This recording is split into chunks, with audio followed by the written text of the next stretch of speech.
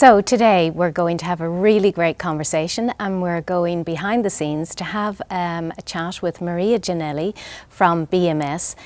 We're going to be talking about everything that's happening with the Sterile Community of Practice workshop event that's going to be happening on September the 25th at the K Club. So Maria, it's so great to spend some time with you today and get some real insights in terms of what's going to happen on the day. So perhaps you could start off by telling me a little bit about your role in BMS, and in addition to that, your role at the Sterile Community of Practice. Okay, firstly, delighted to be here in such a beautiful venue. It's so exciting, this upcoming event. For me, so my name is Maria Giannelli. I work in BMS. I am a senior scientist. I work across internal and external for BMS, supporting predominantly sterility assurance, supporting sites with emerging issues, observations, regulatory requirements, things like that. So that's a little bit about me. About me in sterile COP. One thing you're going to learn about me, I suppose a lot of people know me, I'm so passionate about sterility assurance. I'm also passionate about bringing people together and sharing knowledge and experience, because to me that's such a huge thing. And the Sterile Community of Practice allows me to do both them things, so it's a great thing for me to do and to be supportive of. And as I say, it started off originally back in 2020, 2021.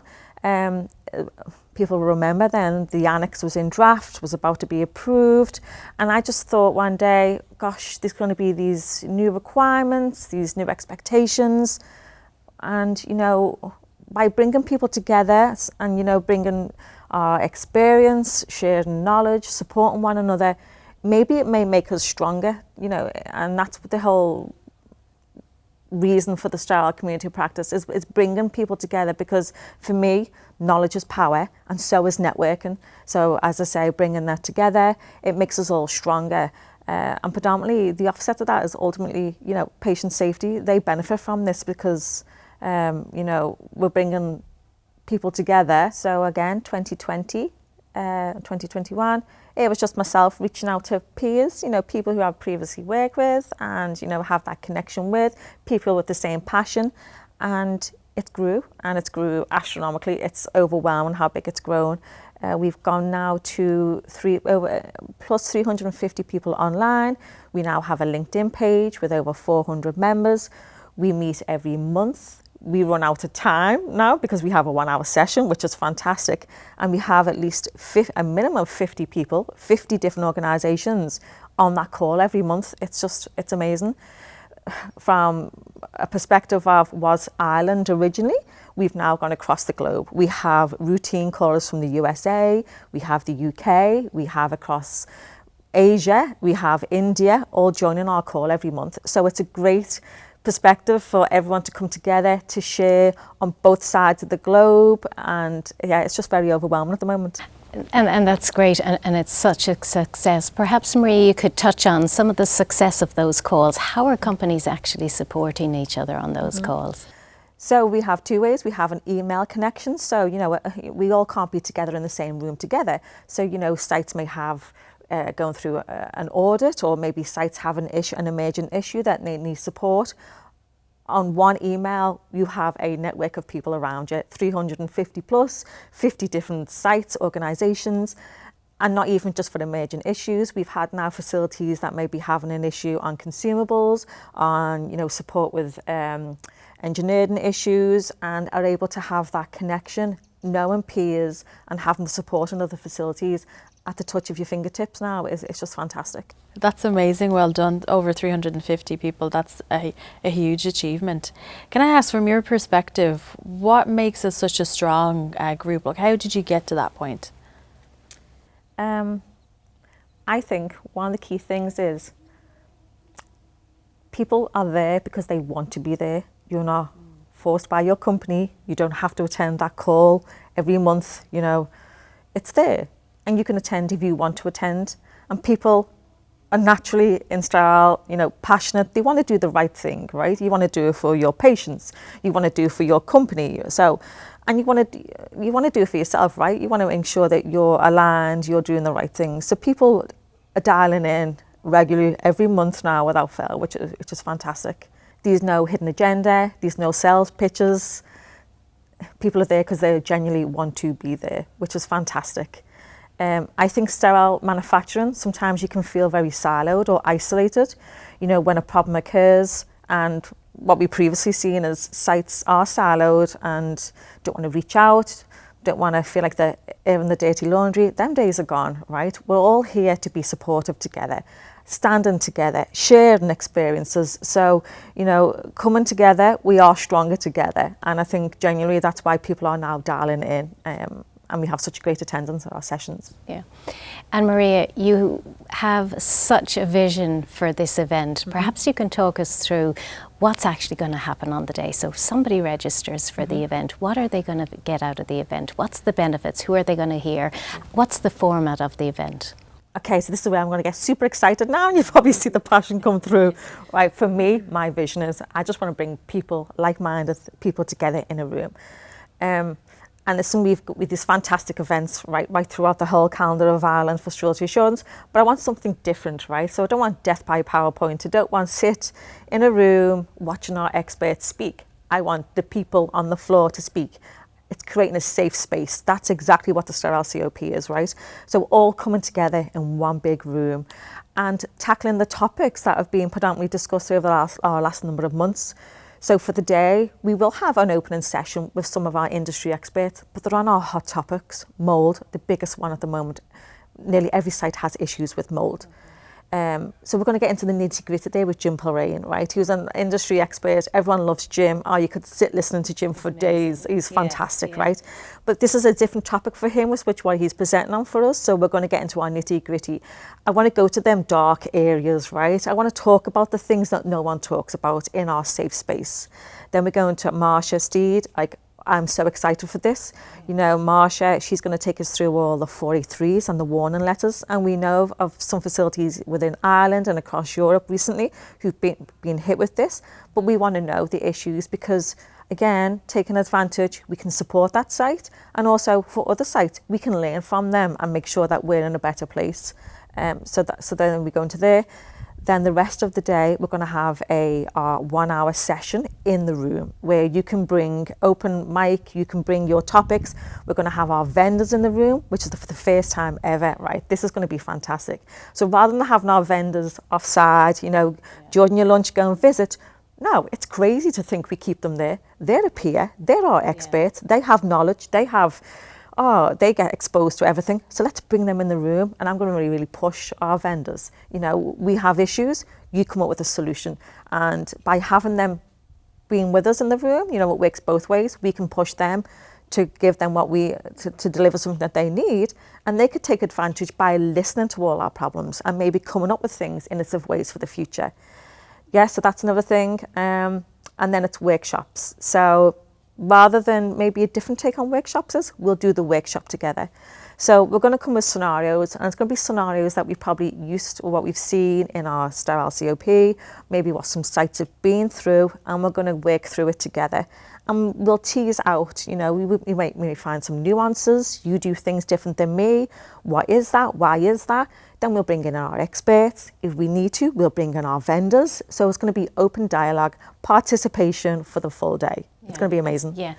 We're super excited about it, but I wanted to touch on something that I thought was really interesting, because all of the attendees that are going to be coming to the event, there's research and a lot of thought has gone on in terms of you're looking back over the last year at all the discussions you've had in your group on your monthly calls, and you're going to be selecting those topics, those trends, those challenges, really bringing them up at this workshop event, making sure that they get talked about. And all of the attendees that are going to be coming to the event, they have that opportunity to share the knowledge sharing, the discussions, to ask the questions, and really to have an opportunity to meet with industry experts, people from the industry, peers. And again, you touched on the vendors, which I think is a really important point. They won't be coming to the event to sell. They're going to be coming to the event getting a full understanding in terms of how they can support the industry. So that cross-collaboration, I think, is going to be really good at the event. So can I ask you, you've had so many different discussions in the COP over the past few months, things things like Annex 1, obviously, with contamination control strategy, APS, sterility assurance, quality risk management. Which one of these do you think will spark the most conversation? I think without a doubt, it's going to be open door assembly and first aid principles. Two things here I can see that is, one is having that connection and understanding across all the facilities. There's so much variation and nuances between us all, right? And is that a good thing, bad thing? Who's right? We don't know, right? So hopefully we're all in a good place. But coming together and getting understanding and maybe asking our experts in the room, you know, why did we get that control? Why did we do that? You know, that EM plate location, why did we choose that, and getting some rationale. You know, people can take that home as a takeaway then, you know, go back to their own facilities, maybe look at their own setup and their own assemblies and think, okay, maybe someone else does it this way, this is the rationale why. So that's going to be a hot topic there. And the second one is, we know some of our major facilities across Ireland unfortunately received observations, and these are big players right here in Ireland. And these are companies that didn't do nothing. They invested heavily here, right, with knowledge, with technology, and we all thought would have been in a great place. And it kind of shook us when these sites received observations, because we all thought we were in a good place, but actually maybe we're not. So I think that day is going to be such a great place to discuss this, to bring it together face to face and tease it out and listen to people's opinions, and you know, and try to come together to work on a solution or provide answers for the rest of the group. As I say, it's the sterile community of practice. We all learn from one another. Unfortunately, other sites have already the first ones there to receive the observation, but hopefully now we can all be supportive and all learn from that, and that'll be the take home, I think, for the other facilities. And why do you think we get these open? Like, why are we struggling with these open door interventions? What is this? It's an understanding, yeah. I think the requirement in the Annex 5.5, it's kind of very open, right, and for interpretation. But then these other nuances that came on top of that, being first aid principles, and I tend to agree, right. When you look at what the health authorities are asking for, you know, it does make sense in some areas, and people may not like me saying that, but you know, we need to start looking at these parts, these indirect parts, as critical as our direct parts, because they hold direct consumables, and maybe we have neglected over time. And I think there's a shift in the industry, right? Because we'll get people, oh, we have VHP, you know, we have never had an issue to date. No, we haven't. But that's not to say it may not happen in the future. And there's definitely a shift with our health authorities now being more proactive and want us to really think out. We don't want to be a reactive case. They want us to have all our tools, all our controls, all our data points in place to prevent anything happening in the future. Maria, one of the goals of this workshop is breaking down silos. But what does that actually look like in practice, and how will that translate to the event on the day? I think the first thing which is going to be apparent to the event is, on your name badge, you're going to have your name, and that's it. No company name, because we're interested in you, just you coming to the event with your knowledge, your experience, creating that safe space for us to all speak. So we don't care who you work for, you know, what products you make. We care about you sharing, participating in the event. And, you know, looking at the wider picture here, you know, you may have people with lots of experience, with many years experience, like 30 years for me experience, but maybe I don't ask the same questions as what I did back in the day. You know, complacency can easily fall in.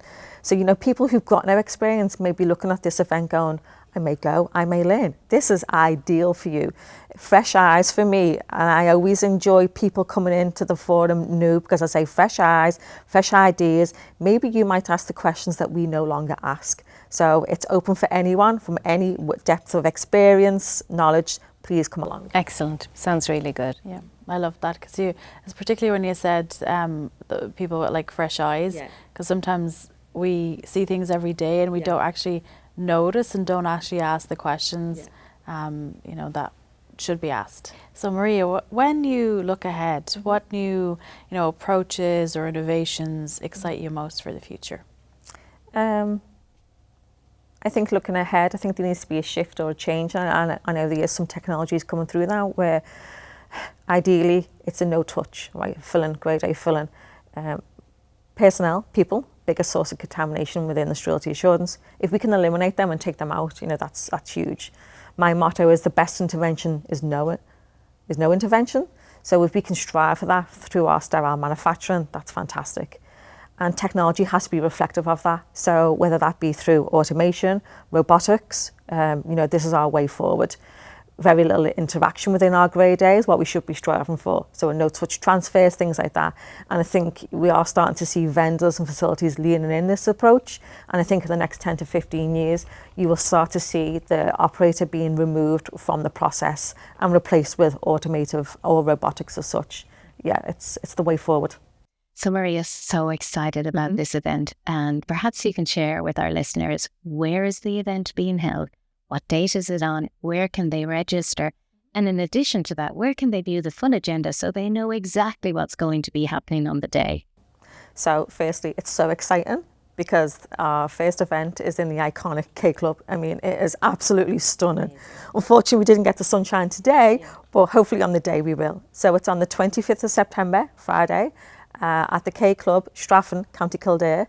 It's going to be an amazing day. The venue is amazing. Our agenda is amazing. You can source the event, the agenda and tickets on Eventbrite. You can see the full schedule for the full day there. So it's going to be absolutely amazing. So excited for our first event.